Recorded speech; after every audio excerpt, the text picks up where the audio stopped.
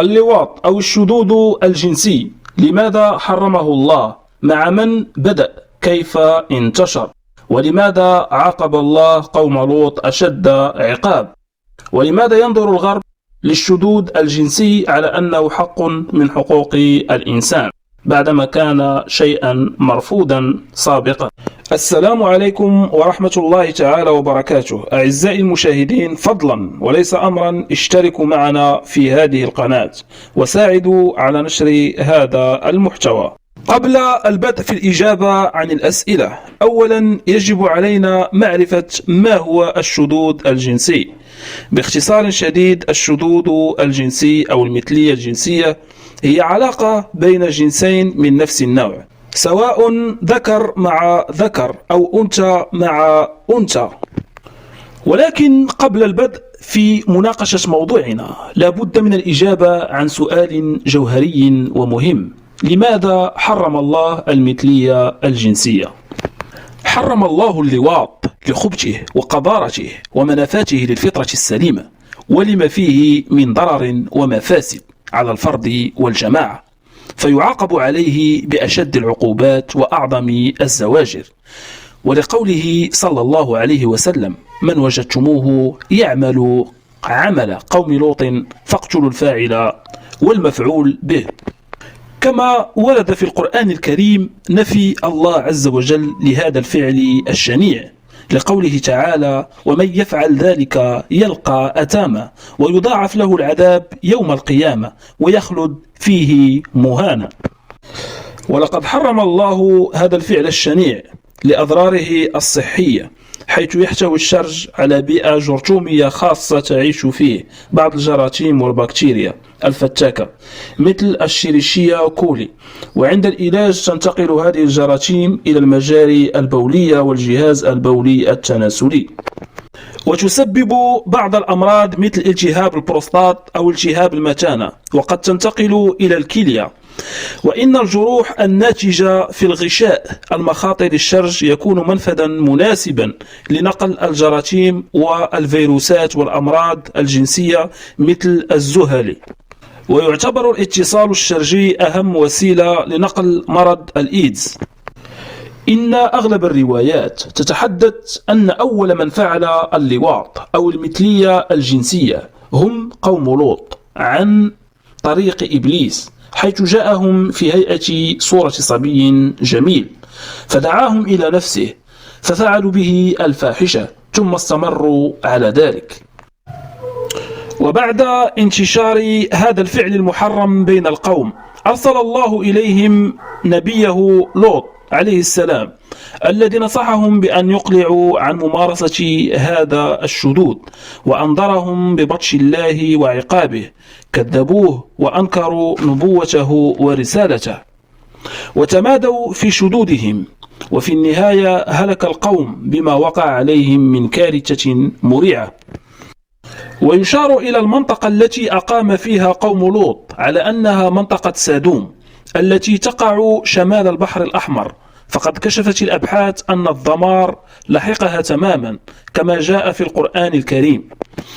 إن من بين أهم الأسئلة التي تطرح على الساحة الاجتماعية والفكرية هو دفاع الغرب عن ما يسمى بالمثلية الجنسية. ونحن الآن في زمن العولمة، نرى ازدياد وبروز هذه الفئات الشاذة بشكل علني، بل أكثر من ذلك إقرار بعض الدول الغربية بزواج الشواذ وإلغاء كافة القيود القانونية والأخلاقية. إن هذا الفعل يؤدي بطريقة مباشرة إلى انتكاسة فطرية وأخلاقية، ولكن هناك العديد من العلماء الذين دافعوا عن الشذوذ الجنسي، من بينهم العالم البريطاني كارل موكلر، وهو أحد علماء الكيمياء الحيوية، حيث عرض فكرة إمكانية تخليق جنين من أبوين عن طريق ما يسمى بالاستنساخ. وذلك من خلال تفريغ بويضة من نواتها واستبدالها بنواة الحيوان المنوي لأحد الأبوين، ثم القيام بتلقيح صناعي للبويضة بحيوان منوي من الأب الآخر، ويتم زرع البويضة الملقحة في رحم امرأة متبرعة حتى استكمال فترة الحمل.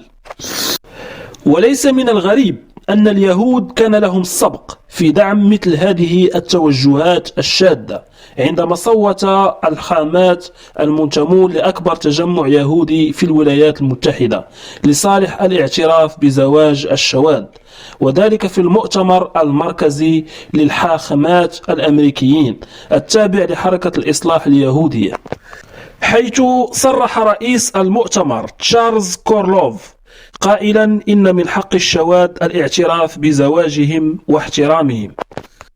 وقد ظلت النظرة السلبية تجاه الجنس المثلي منتشرة في المجتمع الغربي حتى نهاية القرن الثامن عشر وبداية القرن التاسع عشر، عندما بدأت العلوم الطبية والنفسية في التطور والتقدم، فتغيرت النظرة وحذفت كلمة إثم أو ذنب من القاموس الطبي، ووضع مكانها لفظ مرض.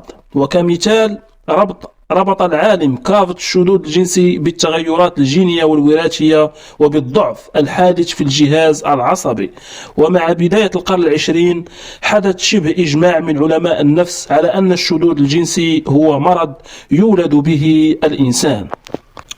من هنا بدأت النظرة إلى الشذوذ الجنسي أكثر تسامحا وتعاطفا، حيث لم يعد الشذوذ الجنسي مسألة تجرم. وقد أخذت ظاهرة الشذوذ الجنسي في تطورها بالمطالبة بالزواج الرسمي وتوثيقه، حيث إن توثيق عقود الزواج للشواذ يحمل معنى زائدا في الفحش والانتكاس، حيث يمثل بديلا عن الزواج ونوعا جديدا من الأسر. فهؤلاء الشواذ لم يكتفوا بحرية ممارسة جريمتهم، بل يريدون جعل علاقاتهم المنحرفة أمرا عاديا شأنه شأن الأسر السوية.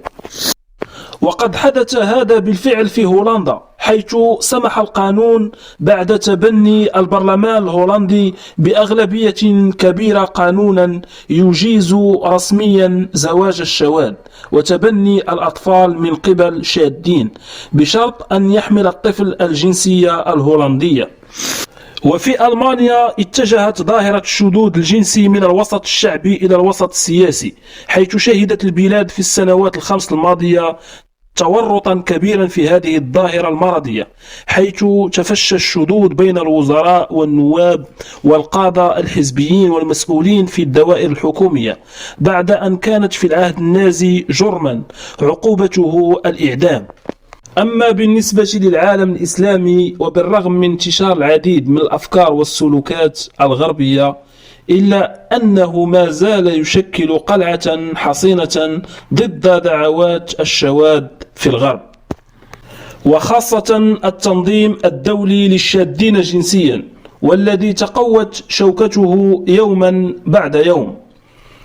ففي كل مرة يفتضح أمر بعض الخلايا الشاذة في الدول العربية، ويقيم التنظيم الدولي للشاذين ضجة كبيرة ضد البلاد الإسلامية الذي يطارد إخوان قوم لوط. وقد وقع هذا في مصر منذ أكثر من 10 سنوات، حين اعتقلت خلية للشذوذ الجنسي وعبدة الشيطان وقدمت للمحاكمة، فأقامت المنظمات الغربية زوبعة ضد مصر، متهمة نظام مبارك بمحاباة الإسلاميين وإرضائهم.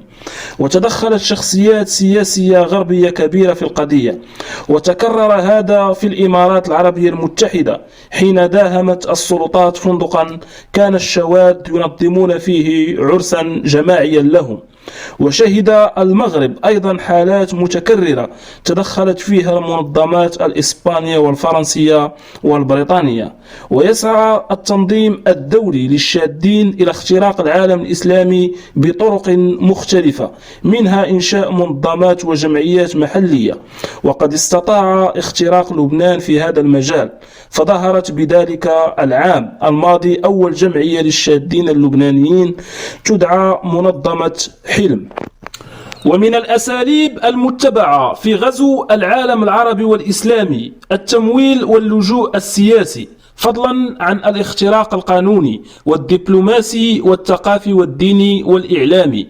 فعلى صعيد التمويل قدم البنك الدولي مساعدة مالية للمنظمة التركية الوحيدة التي يتجمع تحت لوائها الشادون الأتراك، وهي كاوس، في أكتوبر سنة 2005 لتنظيم ورشات تتدارس مشاكلهم في تركيا.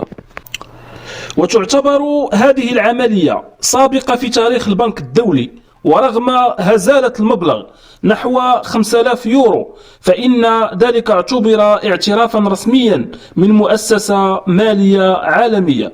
وعلى صعيد اللجوء السياسي، منحت عدة دول أوروبية حق اللجوء للشادين من دول إسلامية مثل الشاد الباكستاني الذي احتضنته جمعية مختصة بتقديم المساعدات للشواذ العالم العربي والإسلامي يوم 16 مارس سنة 2006. وكذلك المغربي أنس الجازولي الذي يعيش بفرنسا مدافعا عن الشواذ المغاربة ويدين كل اضطهاد يقع عليهم.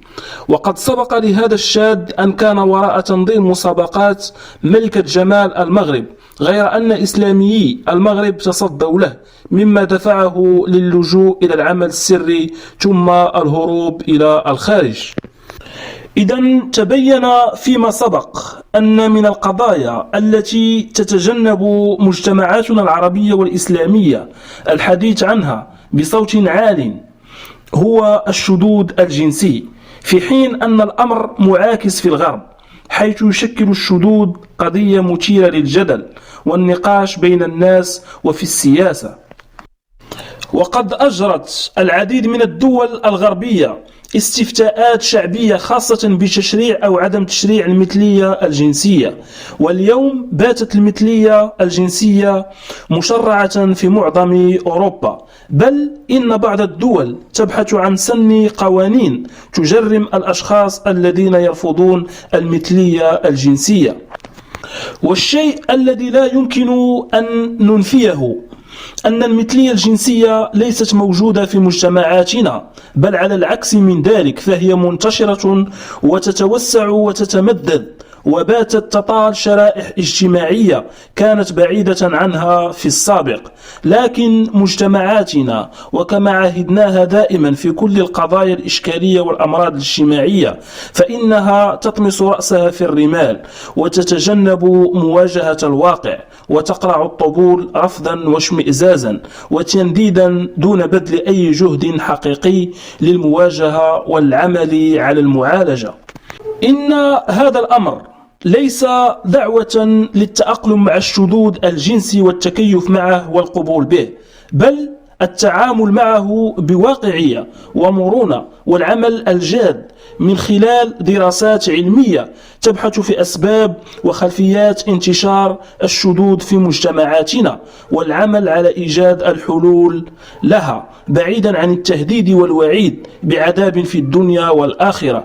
فانتشار الشذوذ لم يعد ظاهرة طارئة، بل بات يتسلل من حولنا وينخر في مجتمعنا التي كانت أو كنا نعتقد أنها محصنة ومانعة.